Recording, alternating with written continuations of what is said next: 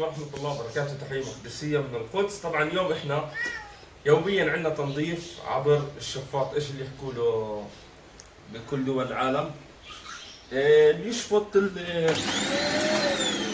احنا عندنا بنحكي له شفاط، يعني هوفر، يعني هوفر اوفر. طبعا احنا بننظف عند الجميع، تمام. بما انه حطينا العشب الاخضر البلاستيك فبده تنظيف يوميا، فاحنا بننظف عند الكل الا عند القط ماكس بخاف انظف عنده، بقلب اسد. تعرف شو يعني بقلب اسد؟ يعني اثناء ما انظف عنده بيهجم علي وعلى الاوفر. الهوفر ولا اوفر انتم بتقولوا؟ هوفر، ايوه. ف يسعد قلوبكم، شو بدي اقول لكم؟ انا بقول له شفاط لانه بشفط، صح؟ يعني انا ما كذبتش نفسي. فاحنا بنيجي مثلا نلبسها السام تحت، تمام؟ يعني بحاجه قطط يوميا نظافه. نيجي نعمل هيك،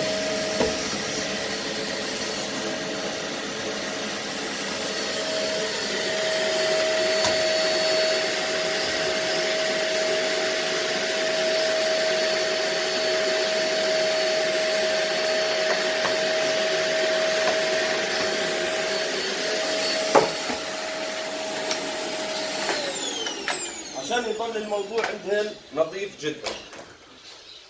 الا القط هالوحيد ماكس والله ماني قادر له. تعرف شو يعني مش قادر له؟ بمجرد انه يشوفها، يعني انا مجرد انه يشوف، شايفين اخوان؟ بقلب اسد. تعرف شو يعني بقلب اسد؟ شوفوا لما اشغل، اشوفوا من الدول هناك. طب احنا بدنا ننظف لك يا ابن الحلال.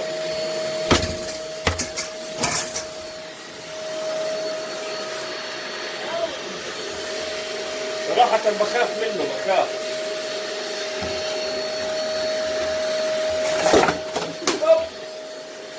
قلت لكم بخاف منه، يعني نط على وجهي.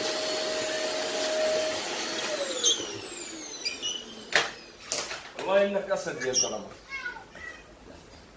طب يلا منيح انه طلع، منيح انه طلع.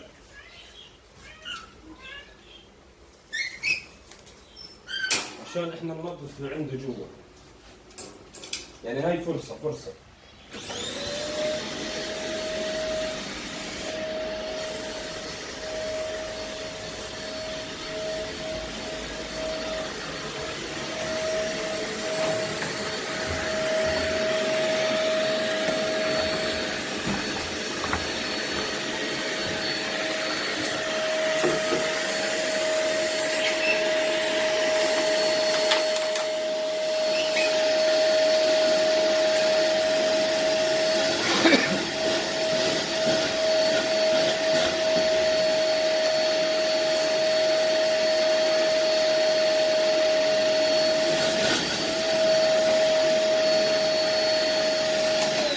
يعني هاي كانت فرصة انه هو طلع، ولكن نياب صدمني بالخروج. يعني بتعرف شو عمل؟ عمل حركة جاكي شان، نط من الباب، قفز من قدامي، سبايدر مان ضل قافز. الحين شو بده يجيبوا ماكس بيرجعوا على قفز وخلص. هسه قفلت معه. تعرف شو يعني قفلت معه؟ ولا حبة. ماكس تعال تعال يا ربي يا رب.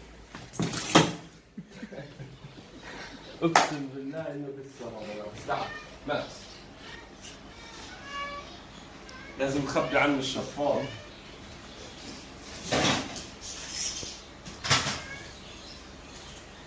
ماكس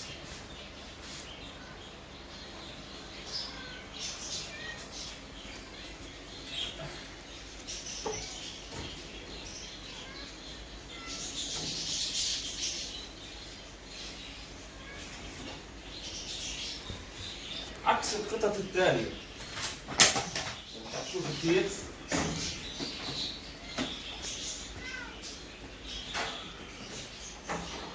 هذا القط سكر. طبعا سكر من انتاج ليلي.